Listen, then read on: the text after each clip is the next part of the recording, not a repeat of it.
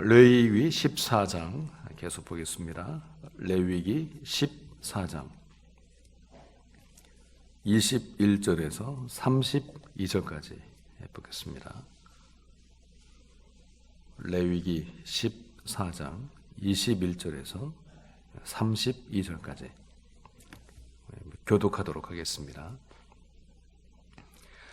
만일 그가 가난하여 그의 힘이 미치지 못하면 그를 흔들어 자기를 속죄할 속건제를 위하여 어린 순양 한 마리와 소제를 위하여 고운 가루 10분의 1 에바에 기름 섞은 것과 기름 한 록을 취하고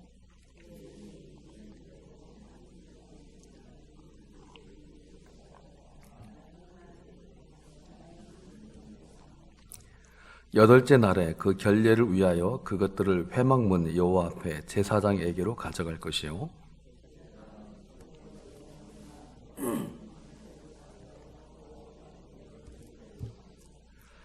속건제의 어린 양을 잡아서 제사장은 그 속건제물에 피를 가져다가 정결함을 받을 자의 오른쪽 귓뿌리와 오른쪽 엄지 손가락과 오른쪽 엄지 발가락에 바를 것이요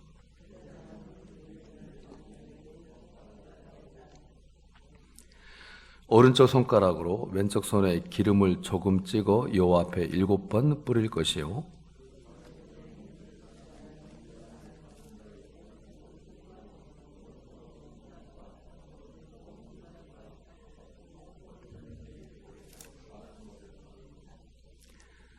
또 그 손에 남은 기름은 제사장이 그 정결함을 받는 자의 머리에 발라 여호와 앞에서 그를 위하여 속죄할 것이며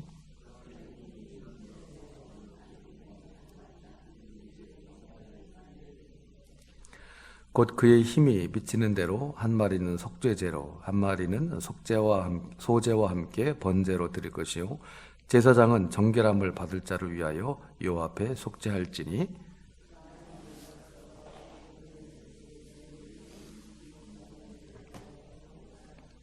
아멘. 본문의 내용은 나병이 나은 사람들 중에 그 가난한 자들을 위한 그 규례입니다. 이 나병이 나은 자가 가난한 사람일 경우 또 하나님께서는 이 그 바칠 재물에 대한 그 부담을 많이 이제 덜어주고 계십니다. 이것은 그 나병 환자가 진영 밖에 있는 동안 일을 할 수가 없을 테니까 일을 하지 못해서 발생하는 그 경제적인 어려움을 배려한 그 조치인 것으로 보입니다. 원래 드려야 할 재물은 이렇죠. 밀가루 10분의 3 에바에 또 이를 또 속죄제와 번제용으로 각각 어린 순양 한 마리와 어린 암양 한 마리를 바쳐야 합니다. 그런데 가난한 자들을 위해서는 21절과 22절을 보면 밀가루 10분의 1 에바 그리고 비둘기 2마리로 그 부담이 많이 줄어들었음을 우리가 알 수가 있게 됩니다. 여기서 우리가 다시 한번 확인하게 되는 사실은 이 재물의 차이가 난다고 해서 제사가 차이 나는 것은 아니라는 겁니다. 우리로 비유를 한다면 1,000만 원 헌금을 드린 사람은 1,000만 원어치의 은혜를 받고 10,000원을 드린 사람은 또 10,000원만큼만 은혜 받는 것이 아닙니다. 사실은 모두 동일한 은혜를 받습니다. 그런데 오늘 그 말씀에서 우리가 이 예물을 드리는데 꼭 갖추어야만 하는 매우 중요한 자세를 말씀을 하고 있습니다. 22절을 보면 그의 힘이 미치는 대로 30절을 보면 그는 힘이 미치는 대로 31절에 곧 그의 힘이 미치는 대로 계속 그 힘이 미치는 대로를 강조하고 있습니다. 결국 각자의 자리에서 자기가 처한 환경에서 최선을 다하라는 그런 말씀입니다. 그리고 그 최선 다하는 마음을 그 마음을 하나님이 받으신다 말씀을 하고 있습니다. 예를 들면 월 수입이 200만 원인 성도가 11조 헌금으로 21만 원을 하는 것은 그의 힘이 미치는 대로 힘이 지나도록 하는 겁니다. 그런데 월 수입 2천만 원인 사람이 11조 헌금 100만 원을 하는 것은 물론 월 수입 200만 원인 성도가 11조 헌금 21만 원 하는 것과 또 100만 원 하는 것은 수치상으로는 상당한 그 차이가 있지만, 그러나 하나님은 그렇게 보실 수가 없다는 거죠. 우리 하나님이 그분이 지금 돈이 부족하시기 때문에 그분의 일을 하시는 데에 우리 돈을 끌어다 쓰시는 것이 아닙니다. 우리에게 돈을 요구하시는 것은 결코 아닙니다. 네 마음을 달라는 거죠. 네 힘이 미치는 대로, 네 힘이 지나는 대로, 그러니까 네 마음을 달라는 겁니다. 가정에 예를 들면 6살짜리 어린아이가 있습니다. 근데 이 꼬마아이가 부모님으로부터 받은 용돈을 쓰지 않고 또 이렇게 막 쪼개서 돈을 모았습니다. 그래서 100원짜리 동전 10개를 모아서 1000원을 만들어 가지고 엄마 생일날 생일 선물 엄마한테 드리는 겁니다. 그러면 그 엄마가 어떻게 할까요? 야, 애게 1000원이냐? 그럴까요? 아닙니다. 1000원짜리 어른 입장에서는 어떻게 보면 참 뭐 돈이라고 말하기도 좀 그렇죠. 뭐 생활에 보탬이 되겠습니까? 그 1000원으로. 그렇지만 그 동전 10개를 받아든 엄마는 너무 감동할 겁니다. 그 아들을 푹 그 가슴에 안아주겠죠. 너무 참 귀하구나. 야, 정말 넌 어떻게 내 아들이지만 어떻게 이렇게 예쁜 짓을 하냐. 그렇게 감동을 할 겁니다.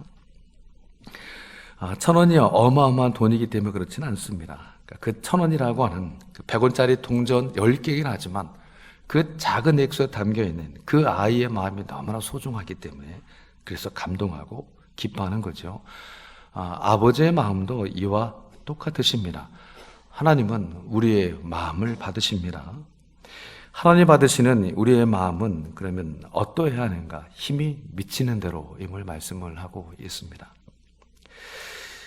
그리고 이 환자를 정결케 하는 의식은 이 대제사장과 제사장들의 위임식과 매우 유사한 것을 우리가 보게 됩니다. 두 의식 모두 사람의 몸에 신체의 그 가장자리에 피를 바르죠.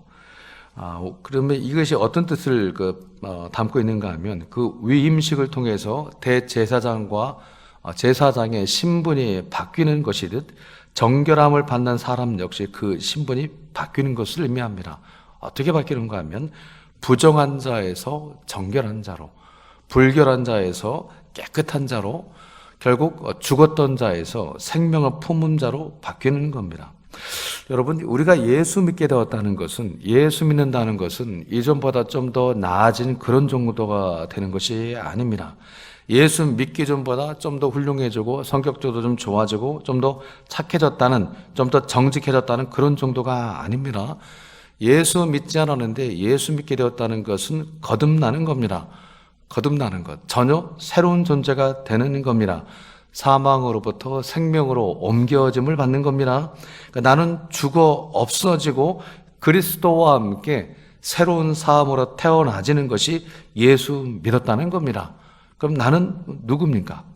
그렇다면 나는 더 이상 내가 아닌 겁니다. 나는 예수 그리스도와 하나가 된 사람인 겁니다. 그렇기 때문에 하나님께서 우리를 그리스도와 하나 되는 자로 우리를 바꾸어 놓으셨다는 것은 우리에게는 이제 전혀 새로운 가치, 그러니까 값을 매길 수 없는 놀라운 가치가 이미 매겨졌다는 겁니다.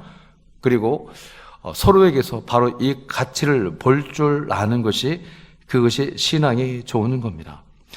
우리가 이 하나님의 자녀가 되었다는 것, 사실 얼마나 대단한 것이고 얼마나 영광된 것입니까? 우리가 하나님의 자녀가 되었다는 것은 결국 또 우리가 우리 마음대로 우리 운명을 결정할 수 있는 존재가 아니라는 겁니다. 그러니까 내 능력대로 사는 것이 아니라, 어찌 보면 내 능력은 세상 사람들과 비교할 때 여전히 부족하고 미약하고 내놓을 게 없지만, 그렇다고 해서 우리의 운명이 결코 실패하거나 망할 수가 없다는 것이 우리가 하나님의 자녀가 되었다는 매우 중요한 뜻을 담고 있습니다. 우리의 삶의 환경, 자리에 다 다를 겁니다. 어떤 분은 물질적으로 좀 부유하실 수도 있고, 어떤 분은 물질적으로 많이 약하실 수도 있고, 건강하신 반면에 또 육체의 어떤 연약함 때문에 어려움 당하신 분들도 있습니다. 그런데 어떤 자리에 있든지, 내가 부유하든 가난하든 질병이 있든 건강하든 사회적으로 높은 자리에 있든 아니면 낮은 자리에 있든 어떤 처지와 환경에 있든지 간에 우리의 운명은 하나님의 자녀된 자의 운명이기 때문에 우리는 결코 망할 수가 없습니다. 실패할 수가 없습니다. 하나님 아버지의 자녀된 자가 아버지가 실패하지 않았는데 어떻게 자녀가 실패할 수가 있겠습니까?